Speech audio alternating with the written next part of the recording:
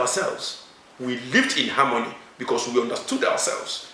You know that when you're going to Kano, you're going to buy skin, heights and skin, or you're going to buy granite, or you're going to buy some products, and you know what they need in the north, and you take it there to sell to them.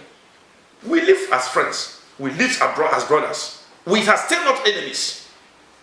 We are only being destroyed by selfish politicians, selfish individuals, selfish leaders, people who believe that they own the country more than others.